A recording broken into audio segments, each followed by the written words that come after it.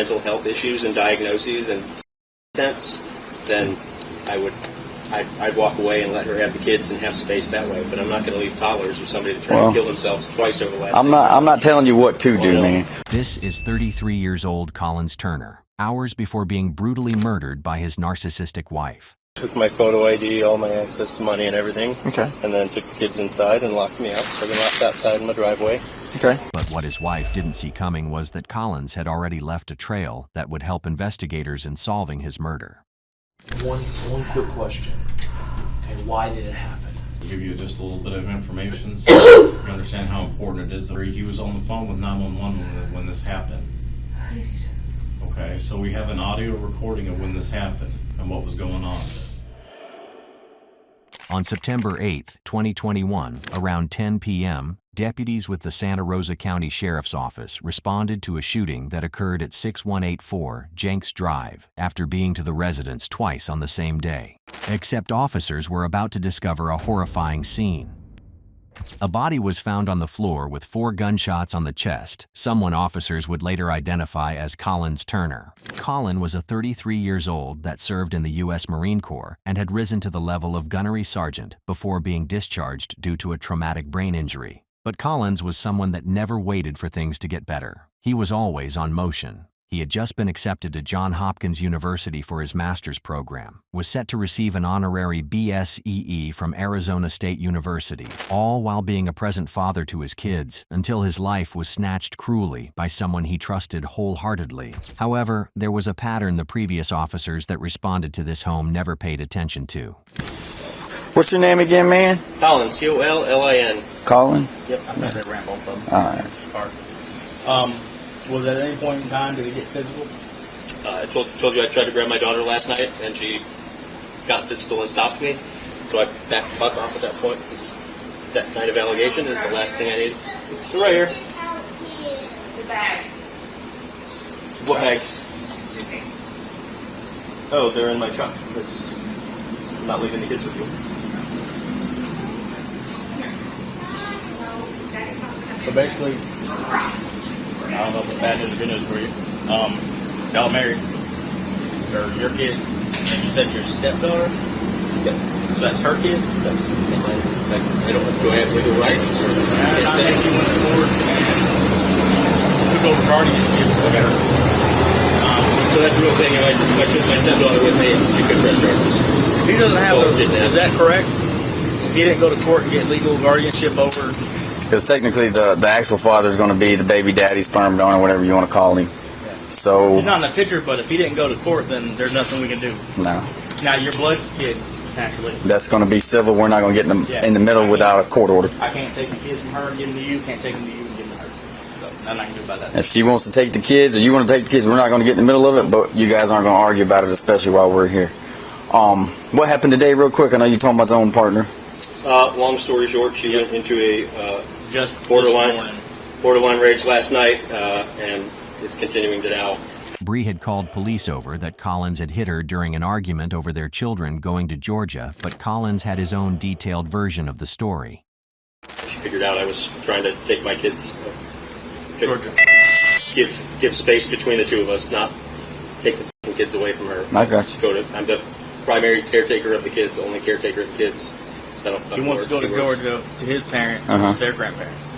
Yeah, without her because he wants to take a break. I got not to live there to remove the kids from her. I get it. Well, that's y'all's business. We're not going to dive far into it. Basically, we're here because she called us. Can I get my children's stuff out of this truck? We can't stop you from doing anything. Y'all are married. The only thing we can stop you from is being violent for each other. So, 185 Georgia. Okay, bye. That's y'all's stuff, y'all's truck. Y'all are married. I don't care if it's just your name on it or just her name on it. It's y'all's stuff. You're married. On marital properties. I control the kids.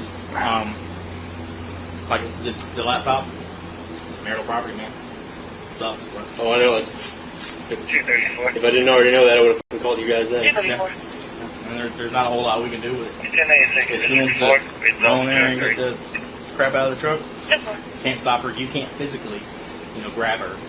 Because I don't have to give her the keys. That's going to be a problem. But that's not going to help anything either. So it's one of those push-pull, It's just Sometimes it's better to stand off to the side and then let things cool off, and then later you guys get back together and say, hey. What's going to happen? Well, look, if it weren't for all her mental health issues and diagnoses and suicide attempts, then I'd walk away and let her have the kids and have space that way. But I'm not going to leave toddlers or somebody to try to kill themselves twice over the last. I'm not telling you what to do, man. And before I get too far off on the tangent, nothing physical. You guys just arguing back and forth verbally. Yeah, I told him I went to my daughter, my wife and my daughter were both sleeping in bed last night. I went to pick up my daughter to take her to the couch with me and my son, and my wife woke up and just did one of these over my daughter. So you couldn't pick her up. Protecting the ball with a fumble. I got you. I was like, "Are you serious right now?" And then I backed away. So nobody pushing anybody, nobody's trying to hit anybody. Any reason why she would say maybe that you did batter her? Because she has borderline personality disorder, and it's a textbook thing for people with that disorder to do is make false allegations. I get it. You want to fill out a statement at all with me? You don't have to. You just have to offer it if you want to fill out a witness statement. Yeah, I'd love to fill out a witness statement. Thinking it's a typical misunderstanding between couples, officers told them to find a way around their differences to avoid further clashes. But little did they know that that was the beginning of a horror story in motion. Hello. Nice to see you here. Yes, sir. Indeed. What can I do for you? I'm Deputy Glenn with Nurse County Sheriff's Office. Hey, my wife won't let me in my house. Okay, is this wife? Domestic dispute? Yep. Okay, can I talk to you over here? Can I have my daughter, please? Hey, can I just have you wait right there for just one moment, okay? Not right now. Hold on. Just one second. We'll get this figured out, okay? All right, so what's going on today, sir? So she's got mental health stuff going on. I was trying to leave for Georgia to get a break from her for me and the kids earlier today, and then she called you guys. And when I was talking to you guys, she took my photo ID, all my access to money and everything, and then took the kids inside and locked me out. So I've been locked outside in my driveway for the last couple hours. Do you live here? What's that? Do you live here? Yeah, we're co-owners. We both. Okay. So I've been on the phone with family advocacy through the Navy and all that most of the day, so I haven't cared that I'm outside until she came outside with my daughter on the porch screaming. So I came over and she gave my daughter to me. She didn't make her stop screaming. And what's the argument over? They put in the note something about kids going to Georgia. Yeah, that was the most closest alligator to the boat. Okay. But she was mad that I turned off the Wi-Fi last night, so she washed my laptop in the dishwasher. Okay. And that's kind of like the last straw. Are you guys still married? I mean, for now, yeah. It's still legal and it's common property. Yep. What's yours is hers and hers is yours, unfortunately. Yeah, so she's not allowed to stop me from entering my house? If it's your house and you still live here, by all means, you got to enter your home however you got to enter your home. 10-4. Make sense? Yeah, so she's allowed to change the locks and I'm allowed to break a window, is that what you're saying? I'm not telling you to break a window. If you want to tear it, I mean, it's your property. However, you got to get into your house, you got to get into your house. If it's your home and you live here and you've got your items in there, if you got to get in, however you got to get in. You can't, escort me in, and let me in. Well, I'm going to talk to her in just a second. Right. We'll figure out what's going on. But yeah, so then it was back to the more recent, I'm sorry. Okay. She wanted to take Lainey back inside. Okay. Lainey, Lainey started screaming that she doesn't want to go inside without Daddy. Okay. And then she wants Lainey to go inside without Daddy. Okay. So here we are? So here we are. Okay. At any point with this argument, was it physical? Was it anybody hit, scratch, kick, bite, push, anything like that? Poke, anything even? Nope. Okay. So that's just basically just a verbal argument over the kids going to Georgia then. Is it a continuation from what happened earlier then? Is that fair to say? It's a continuation of years, but yeah. Okay. The second call police received from their home was made by Collins this time, and what each has to say becomes more disturbing to the ears. I'm going to go in there and speak to her one more time. Do you have any questions for me? So she can take my driver's license? Does she have your driver's license? Yeah. Where's it at right now? I don't know where it's at. Okay. When I was talking to the deputies in my garage giving a statement earlier, she came out to my truck and took my wallet. So 3 forms of ID and... So your wallet and your driver's license are the things she's got from you right now? Yep. Okay. All right. I'll go in there and talk to her and ask her about them, okay? Okay. All right. However, Bree had a completely different story to tell. Well, you guys were out here earlier. Federal Unit 215, 10-4 check. I'm 10-4, thank you. He's trying to take my kids to Georgia. Okay. Are they your kids or are they yours and his? These two, well, the small ones are mine and his. Okay. And so he's wanting to take them to Georgia? Yeah, was talking to him about wanting a divorce, but he said that he's going to take the kids to Georgia, and he can because we're still married. Okay. Yeah. We got into an argument about it. He pushed me up against the wall. He threw me onto the floor in the bathroom, and that's when I called the police. Earlier today. They came out, did, whatever they could do, which wasn't really anything. And then I locked him out. He had been in contact. Well, he had been in contact with my command. So he said that there's allegations of emotional abuse. So obviously I don't want him in there. Him and I arguing in front of the kids. So I locked him out. My daughter, she wakes up sometimes like inconsolable from naps or whatever. And it's usually like him and I will pass her back and forth. It's kind of, she's fickle. Who she wants better. So she woke up from the nap and. When you say your daughter, you mean that one? Yeah. Yeah. Meanwhile, I had called him and texted him like, hey, we should talk. This is not the path we want to go down right now. When she woke up like that, I brought her out here because she's used to him and I, so I brought her out here. So he can help calm her down. He snatched her from me and then started trying to use her to. I don't know. He said, she doesn't want to come in the house unless Daddy's there. Being manipulative. It's not a good environment. I don't know if you overheard what I told him. It's his house too, right? He lives here too? So we can't lock each other out of the house. I mean, if we do, he's got every right to enter the house however he's got to enter the house. Yeah, that's fine. All right. And same thing, if you change the locks, he's got every right to get into the house however he's got to get in the house, If he lives here, he's got property here.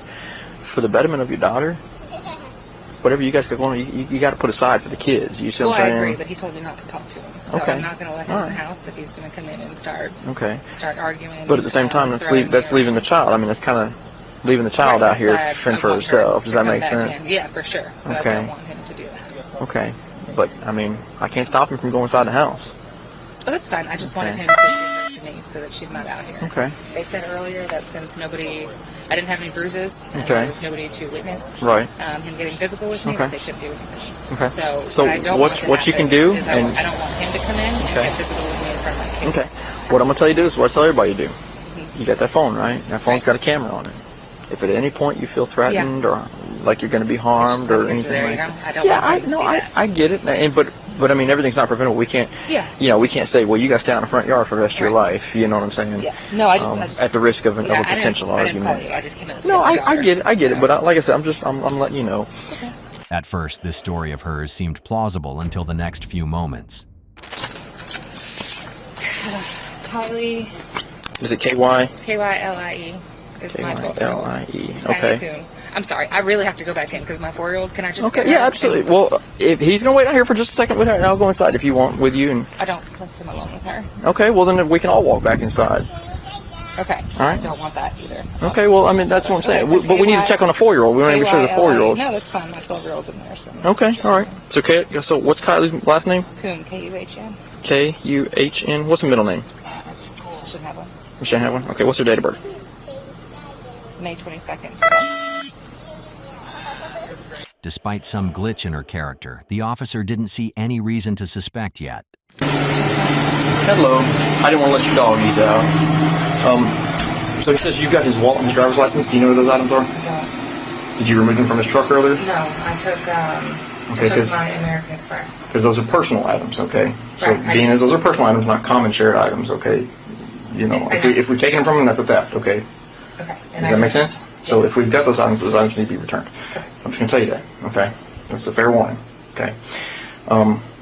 As far as tonight, we've got to figure out something where you guys can, maybe one of y'all can get a hotel, maybe one of y'all can agree to sleep in another room or something like that or whatever, but what we got to do is we get something figured out. That way we're not out here 10 more times tonight, you see what I'm saying? Okay? So, he's going to bring the kid inside the house, okay? And this is his house too. We're not going to prevent him from coming inside his house, okay? Yeah, so you were. Okay, alright, so this is his house. He's going to bring the kid inside the house, and we're going to get things worked out, right? So we're not coming back out here 2 more times. Because if we do come out here and somebody tells me somebody's been physical and I can find some evidence of such, i.e. red marks, bruises, scrapes, scratches, or an evidence, a witness or anything like that, it's kind of somebody's going to wind up going to jail. Might be you, might be him. I don't know. I can't I can't predict the future, okay? But what I'm telling you is if we continue to go down this route. But what this officer didn't know was that the future he thought he couldn't predict was already in motion.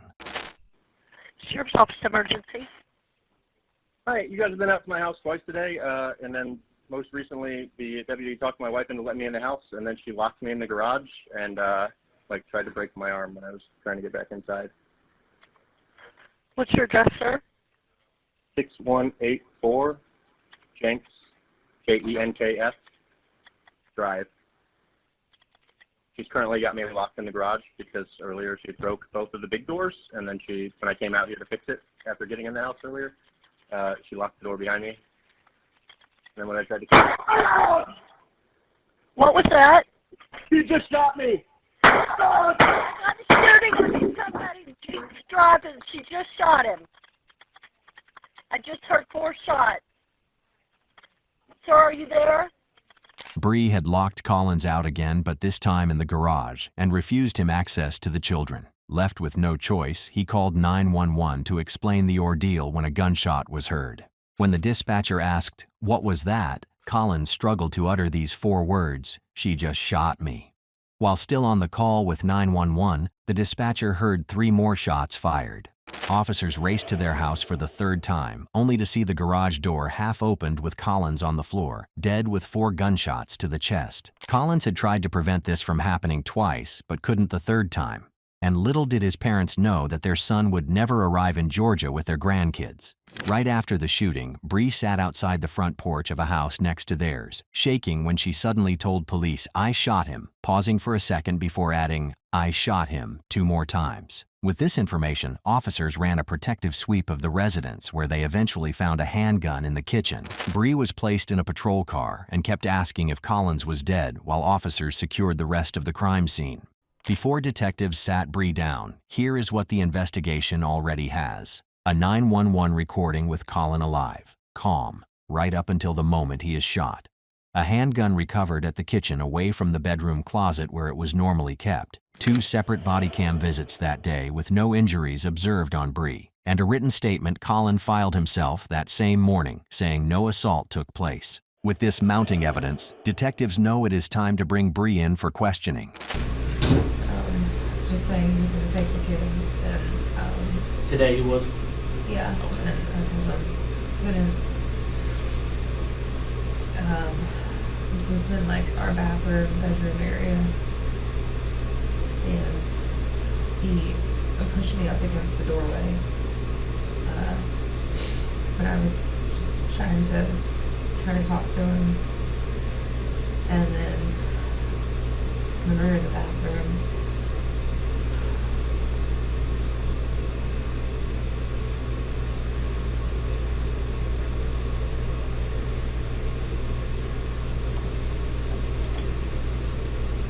he threw me on the ground and said nobody would believe me because I was a crazy bitch. And so I called the police. And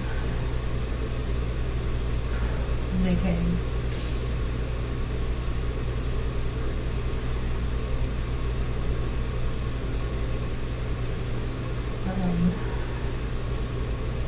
They said they couldn't do anything because I didn't have any marks on me, and there wasn't any witnesses.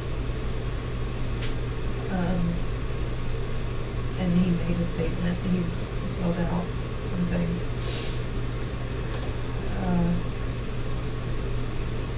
And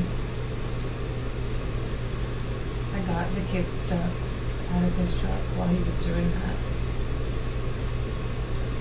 And put it in my car because I was going to take them somewhere if need be.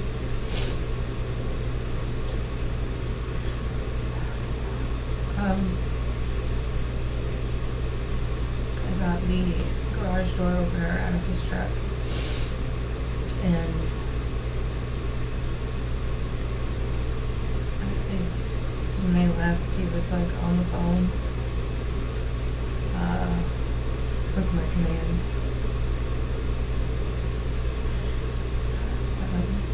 So I put closed the garage doors and I locked the door and took the batteries out of the lock so that he couldn't come in and take the kids. Bree's story hasn't changed since her first phone call to police. Collins was always the villain in her stories. He just wanted to take them because I told him that I wanted a divorce. So he was just trying to take the kids.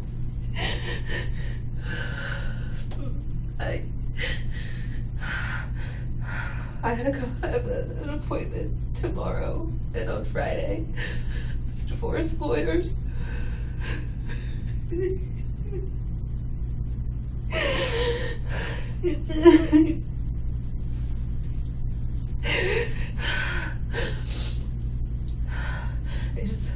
I just wanted to get divorced and not fight for the kids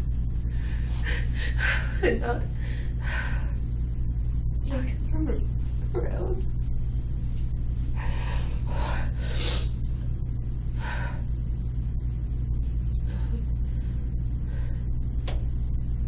And then the police made me let him back in the house. She thought she was playing the perfect role of a woman still in shock of her husband's death, but what detectives saw was a woman doing her maths in real time. What happened after the law enforcement left the second time? I don't remember. I don't remember. Which part? After they left. When I know I called my mom. Do you know? I just wanted them to go.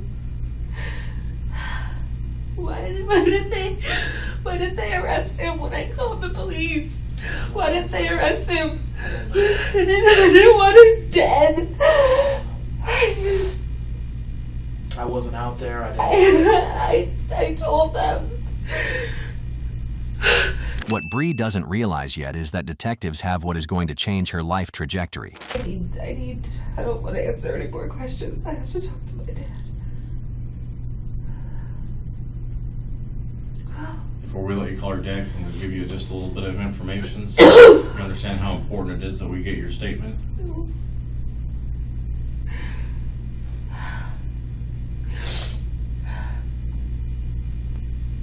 Bree, he was on the phone with 911 when this happened. Okay, so we have an audio recording of when this happened and what was going on. Okay, right now that's the main information that we have is what's on that recording. I just want to talk to my dad. That's why we're asking you and you to be really clear about what was going on the other side of that recording. The technique detectives used here is called evidence pressure, where detectives imply they already know without revealing everything to create a feeling that resistance is pointless. I locked him out.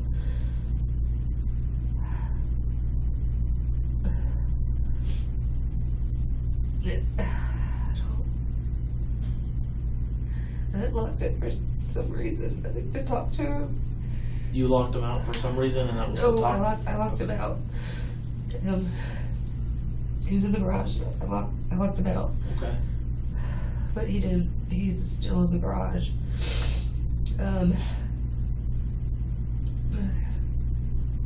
So I opened the door to talk to him.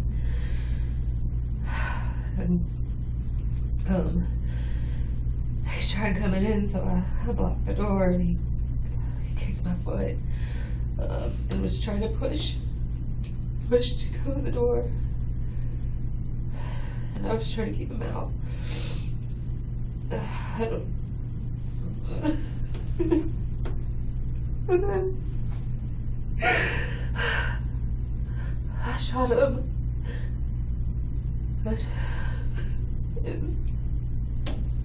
It's clear at this point, even to the dumbest person alive, that Bree was holding back a lot of details. I had to take the kids so I could go back and help him because I shot him. How many times did you shoot him, Bree? Sure. So just to kind of... I didn't mean to shoot him.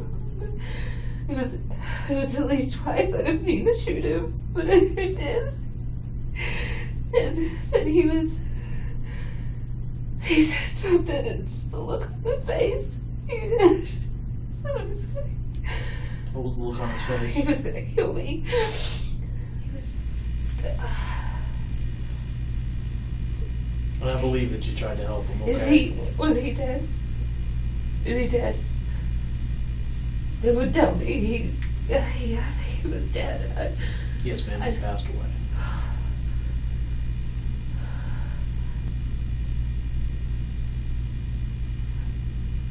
Little did Bree know that detectives were aware that Collins was not with any weapon except the phone he was using to call 911 and never intended to hurt her as she had painted. Your husband talking to our dispatch saying that you locked him in the garage. Your husband is calm. I locked him in the garage. Okay. And then the second later, the door opens, one shot goes off. He tells our dispatch, she just shot me. About 5 more seconds go by, and 3 more shots go off. Okay, that is very important information, but we can only see so much of it. It was me. What was you? I shot him. I told you. What was he doing? You said he made you do this. Towards me. No. I didn't say that, and I don't want to answer any more questions. I want to talk to my dad. On October 5th, 2021, a Santa Rosa County grand jury indicted Bree Kuhn for first-degree premeditated murder of Colin James Turner. At trial, the medical examiner confirmed all 4 gunshot wounds entered through Colin's back and exited through his chest, yet Bree chose not to testify in her own defense. After more than 4 hours of deliberation, the jury returned a verdict of guilty on the charge of first-degree murder, and the penalty phase followed immediately. Bree was sentenced to life in prison with no possibility of parole, but none of that could give Collins a second chance at life, a second chance to hand over the children to his parents, a second chance to pursue his dreams at Johns Hopkins University. Collins survived 14 years of military service, diffused explosives in combat zones only for his life to be taken brutally by the woman he loved dearly. Our thoughts are with Collins' family and everyone who loved him.